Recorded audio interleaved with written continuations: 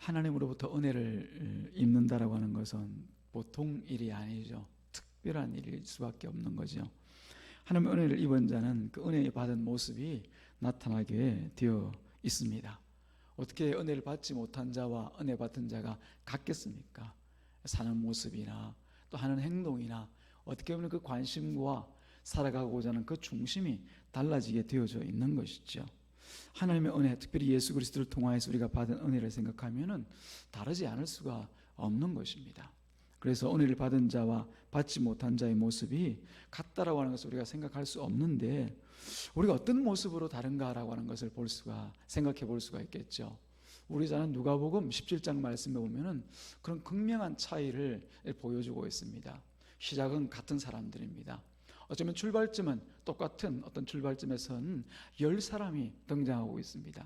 이 사람은 어떻게 보면은 나병이라고 하는 이런 불치의 병에 걸려서 누구 할 것 없이 거의 절망 가운데 있는 그런 사람들이었죠. 근데 이 사람들이 예수님께서 그 지역을 지나가신다는 말을 듣고는 예수님을 찾아 나옵니다. 똑같이 10사람이 같이 나옵니다. 그 나병이라고 하는 것 아시겠지만 그 누추하고 남난 모습, 사람들 가운데 같이 가지도 못하고 멀리서 예수님을 불러서 예수님 앞에 자신의 상태를 아뢰죠. 그때 예수님께서 그들에게 너희 몸을 제사장에게 가서 보여라. 이번은 곧 다 나았다고 한 거죠. 우리 주님은 그런 일을 행하십니다.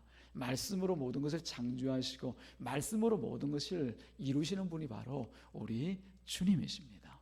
그런데 중요한 것은 그 뒤에 드러나 있는 예수님께서 정말 우리들이 하고 싶은 그 말에 나타나 있죠. 은혜를 끼치고 하나님께서 주시고자 하신 그 은혜를 받는 것은 하나님께서 주시는 그대로 우리가 그냥 받습니다. 그런데 그 반응들을 예수님께서 주의 깊게 살펴볼 수 있도록 우리에게 말씀하시는데, 여러분 아는 바와 같습니다. 10명 중에 10명의 그 나병 환자 중에 낫지 않은 자가 없이 다 길을 가다가 보니까 내 병이 나았네. 내 피부 좀 봐, 내 피부 좀. 너만 그런 게 나도 그래. 다 12명이 나병을 낳았다는 것을 가는 길 중에 발견을 합니다. 그런데 놀라운 것은 그 중에 오직 한 사람만 예수님을 찾아와서 감사를 표하고 또 한편으로는 그 자리에 엎드려서 예수님 앞에 이 일을 행하신 분이 예수님이십니다 라고 하는 것을 사람들에게 증거하고 그 자신을 드러내는 거죠. 예수님을 드러내는 거죠. 자, 이런 내용을 통하여서 예수님께서 진정 우리에게 말씀하고 싶은 내용이 무엇이었겠습니까?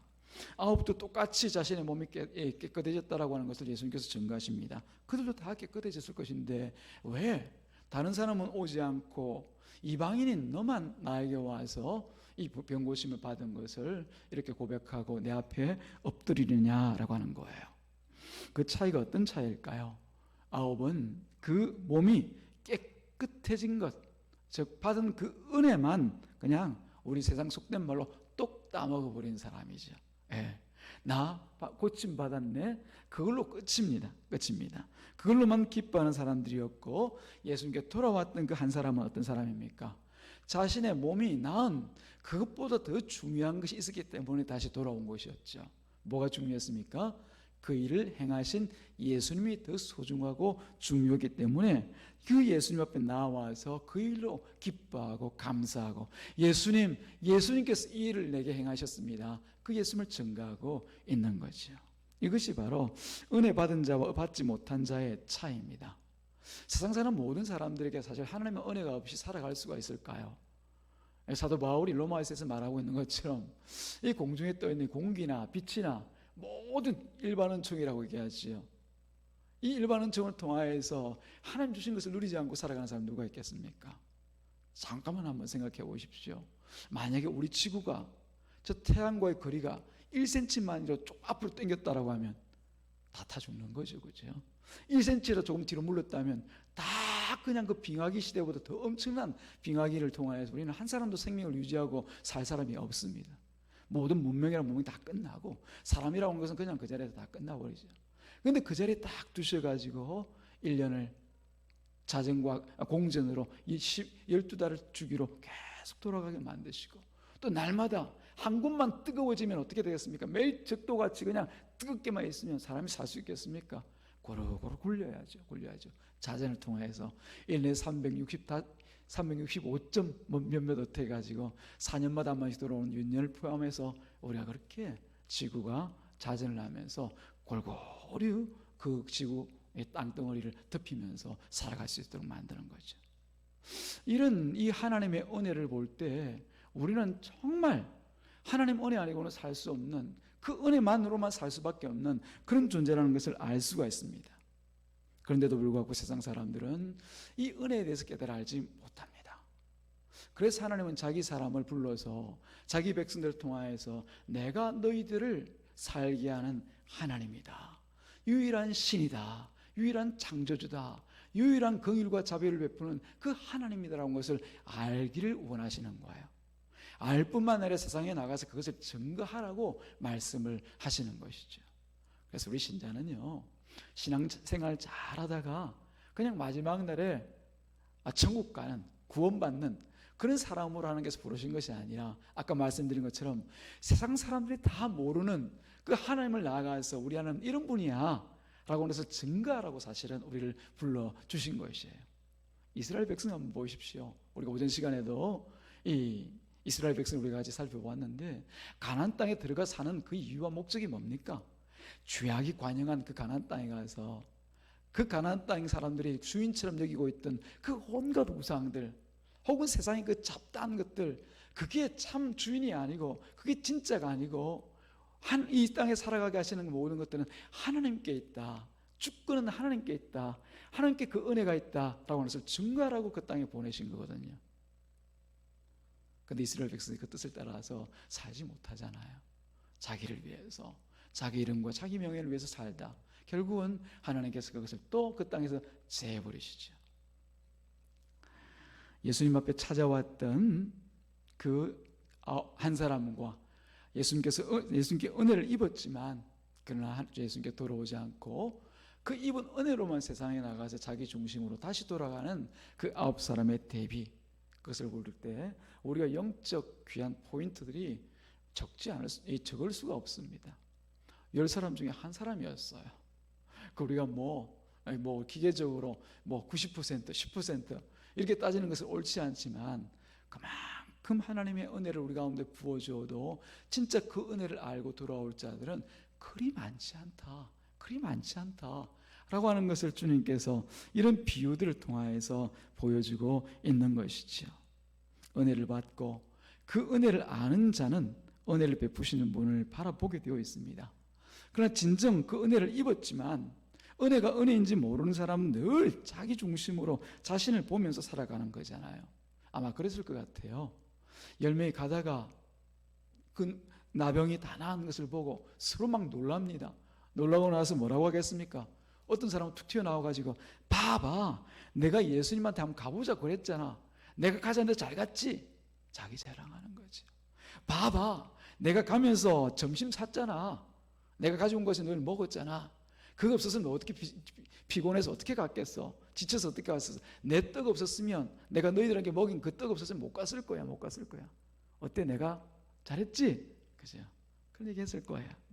내가 너 불러서 갔잖아. 그런 서로 이야기들이 오고 갔을 겁니다.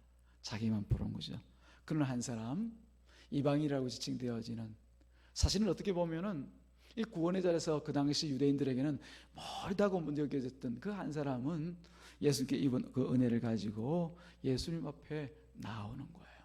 그게 진정 은혜를 아는 사람, 정말 은혜를 입은 사람인 것이죠. 같은 은혜를 받고도 어떤 사람은 자기를 위해서 살아가고, 어떤 사람은 주님을 위해서 자신의 몸과 마음을 드리고 정말 증거해야 마땅한, 정말 소문내어야 마땅한 그 예수의 소문만 내고 다니는 사람들이 있단 말입니다. 사랑하는 여러분, 우리 신자는 누구나 할 것 없이 여기 있는 저나 그리고 여러분들 모두가 다 우리 하나님의 은혜를 입은 사람들입니다.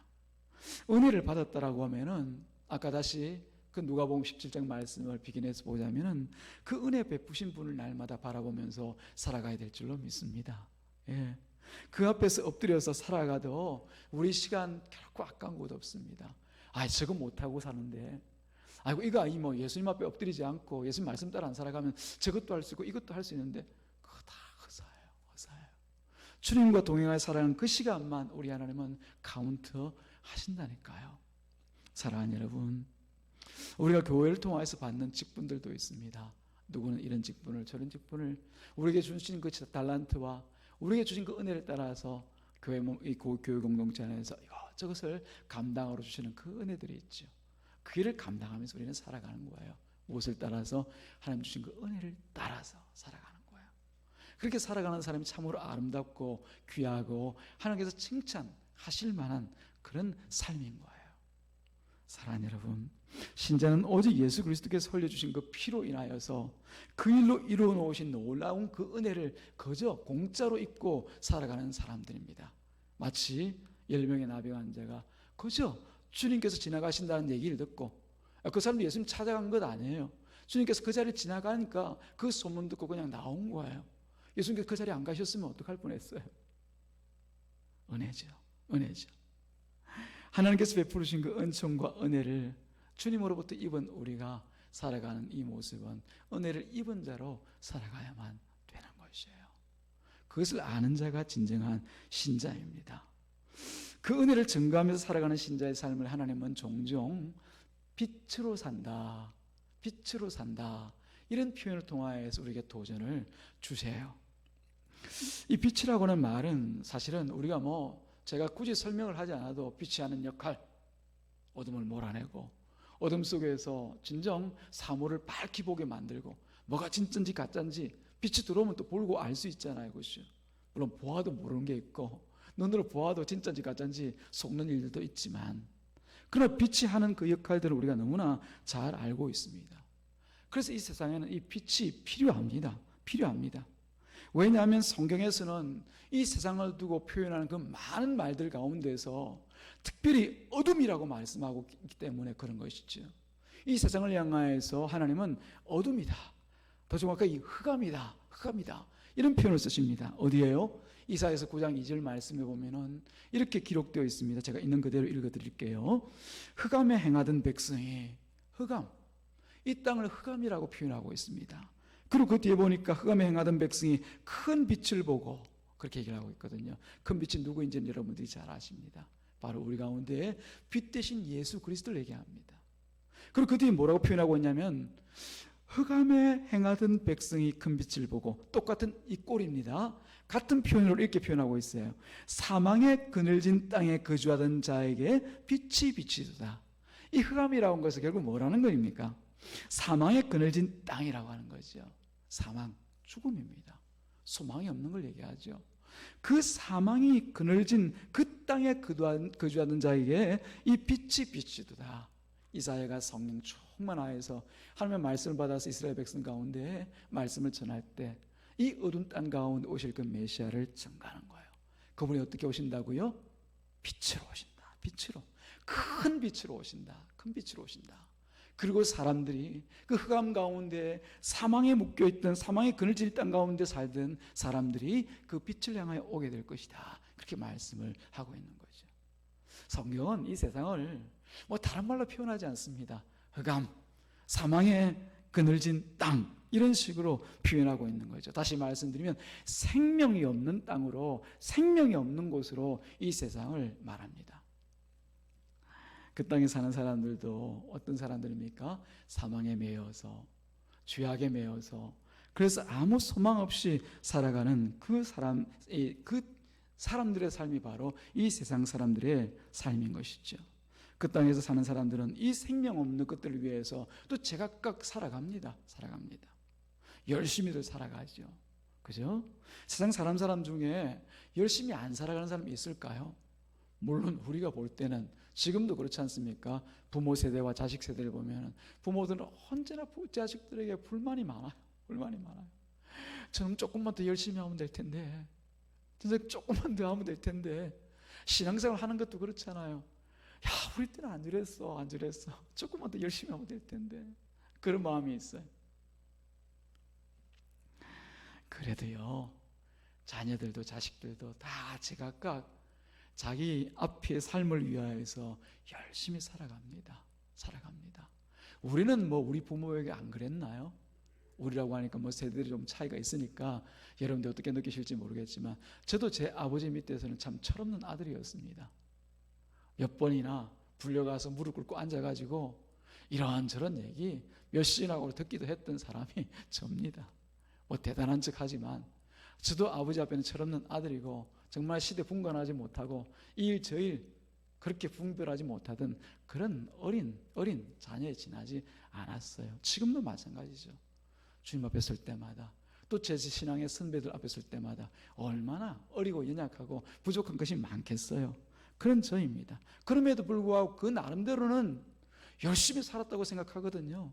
종종 걸음치고 다니고 이것저것 해보기 위해서 막 그냥 부딪히기도 하고 그러니까 아무것도 아닌데 그냥 큰 소리 내가면서 막 열심히 살았단 말입니다. 그렇게 목적 없이 주님 없이 살아가는 세상 사람들은 그런 열심히 그들 가운데 있지만은 그러나 결국은 이 어둠의 세상에서 어둠 안에서 어둠과 더불어 어둠의 길로 갈 수밖에 없는 운명인 것이에요. 이런 세상의 어둠은 마치 이 어둠의 세상은 마치 도시에서 보면은 어두운 뒷골목과 같다고 여러분 여기지 않습니까? 저도 최근에 금요일 밤에 이제 뭐 하나 이렇게 뭐 하나 집에 준비해둘 게 있어가지고 금요 기도를 마치고 제가 잠깐 저 로데오 거리로 가봤는데 야 제가 그런 줄 몰랐어요. 사람이 미어 터지고 그곳에서 온갖 그렇게 사람이 많았나요? 낮에 다닐 때 보면은 전혀 그런 사람이 안 보였는데 온갖 사람들이 드나들면서 다니는데 보니까 다 술이 한 잔씩 취해 있고 자기들 나름대로 뭔가 얘기를 하는데 제가 못 알아듣겠어요. 무슨 얘기를 하는지. 뭐 욕 같기도 하고 뭐 진지하게 얘기하고 서로 얼굴 막 침을 튀기면서 얘기하는데 막 그런 소리들도 막 그냥 시끌벅적해요. 금요일 밤에 로데오 거리로 나가실 때는 조심하시기 바랍니다. 그곳에서 일어난 일들이 여러분 어떤 일이겠습니까? 아무리 진지하게 보이고 멋있어 보이고 또 대단한 일을 하는 것처럼 열을 올리고 보이지만은 그 안에서 온갖 범죄가 온갖 죄악이 드러나고 나타난다는 것을 우리는 알고 있잖아요. 마치 소돔과 고모라처럼 범죄의 온상이고 범죄의 소굴과 같은 그런 모습을 연출하고 있는 것을 알 수가 있습니다. 굳이 더러운 일을 하고 악한 죄를 지어서 행하기 때문에 그런 것이 아니라 그 존재 자체가 이미 죄와 사망으로 인해서 마치 죽은 것과 같이 사망의 길로 갈 것이기 때문에 그렇습니다. 그 안에 사는 사람들은 더욱더 어두운 곳으로 사람들을 끌고 와서 마침내 지각 없는 사람이 가는 것과 같이 어딘지 가는지도 모르고 끌려다니다가 결국은 그냥 덜컥 종말을 맞이하게 될 것입니다. 주님의 심판대 앞에 서게 될 것입니다. 이러한 때 하나님께서 큰 빛이 되신 예수 그리스도를 우리 가운데 보내어 주셨고 또 주님께서 그 십자가를 지시고 부활하심으로 친히 우리에게 참 빛이 되어 주셨습니다. 부활하신 예수는 우리는 우리의 주인으로 모시고 살아갑니다. 이 자리에 살아계셔서 우리와 함께 하시는 그 예수는 우리는 주인 주님이여 주님이여 주여 주여 그렇게 부르고 살아갑니다. 그런 일에 대하여서 사도 바울은 이 예수 그리스도께서 오신 것을 딱 한마디로 얘기합니다. 복음이라고 얘기합니다. 복음. 예수께서 이 땅에 오셨다는 거죠. 오셔서 하나님의 약속의 말씀을 그대로 이루어 십자가에서 우리 죄를 위해서 죽으시고 또한 부활하셔서 부르신 모든 자들의 주인이 되셨다고 얘기합니다. 이게 복음입니다. 복음. 그리고 그 예수께서 행하신 그 모든 것을 예수 그리스도의 영광의 복음의 광채, 빛으로 표현하고 있습니다. 어디에서요? 고린도후서 4장 4절 말씀에 보면은 이렇게 표현되어 있습니다. 그 중에 이 세상에 신이 믿지 않는 자들의 마음을 혼미하게 하여 열심히 사는데 어디로 가는지도 모르고 살아가고 있어요. 혼미하게 하여 그리스도의 영광의 복음의 광채가 비치지 못하게 함이니 예수 그리스도는 하나님의 형상이니라.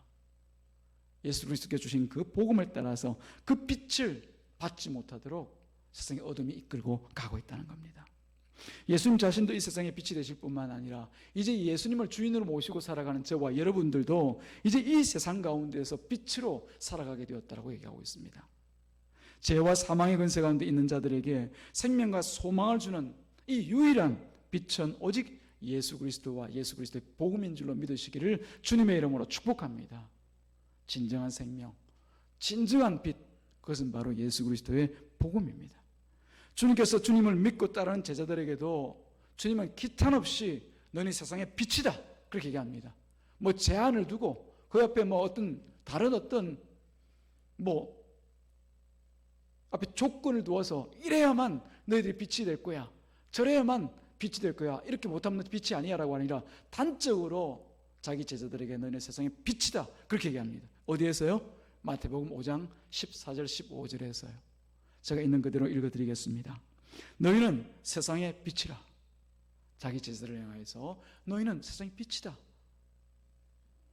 산 위에 있는 동네가 숨겨지지 못할 것이요 사람이 등불을 켜서 말 아래 두지 아니하고 등경 위에 두나니 이러므로 집안 모든 사람에게 비치느니라.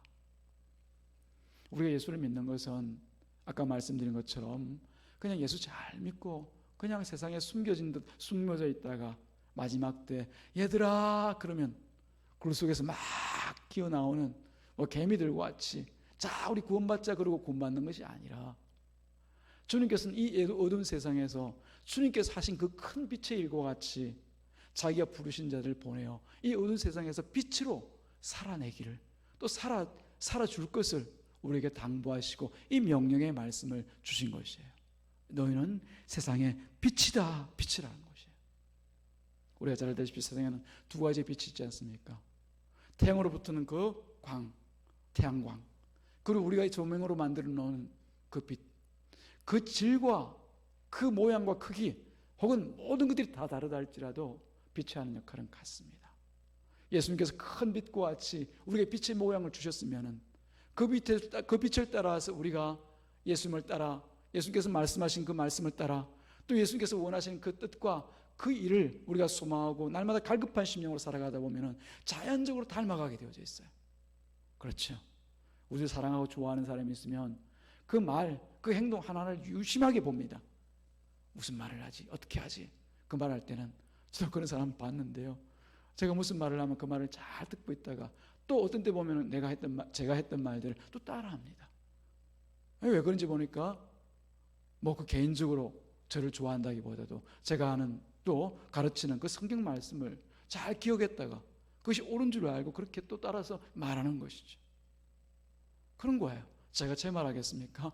성경에 있는 말씀을 따라서 또 우리의 사도들이 전하해 준 그 복음의 말씀을 따라서 그 사도도 예수님의 그 말씀을 따라서 그렇게 우리가 빛이 빛으로 빛은 또 빛으로 그렇게 전달되어져서 그 빛을 발하면서 살아가게 되는 것이죠. 이 주님께서 오늘날 우리 그리스도인들에게 이 빛이라고 말씀하실 때 이 빛은 나가서야 되는 그 역할이 그 일이 분명합니다. 그 빛의 원광이 우리 예수님이라고 하면은 우리는 다른 빛으로 세상 가운데 살아가는 것이 아니라 너희는 빛이라고 말씀하신 그 예수님의 빛을 세상 가운데 드러내고 비치며 또 온갖 곳을 돌아다니면서 어둠을 몰아내고 살아가야 되는 것이 바로 우리들입니다. 우리 교회인 것이에요. 여러분이 가정에 그렇고 여러분이 가는 그 곳곳마다 직장이면 직장, 학교면 학교, 또 한편으로는 여러분 가정이면 가정, 그 곳곳마다 이 예수님의 빛을 드러내면서 살아가야 마땅한 것이죠.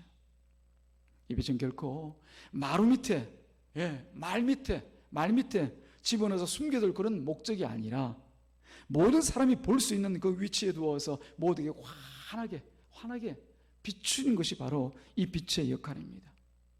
우리가 과거에 주님을 모를 때야 세상의 죄와 유혹에 빠져서 이 허무하고 아무것도 아닌 것에 그냥 열 올리고 그것이 다인 줄 알고 그냥 쫓아가면서 살았지만은 그러나 이제는 참빛이 되신 이 예수 그리스도를 알았으면 우리가 그래서 예수 그리스도를 내 주인으로 모시고 영접하였다라고 하면은 이미 내가 빛의 자녀가 된 줄 알고 빛 대신 예수 그리스도께서 원하시는 일, 기뻐하시는 일, 그 일을 위해서 우리 한평생을 드리면서 살다가 주님을 만나는 거예요.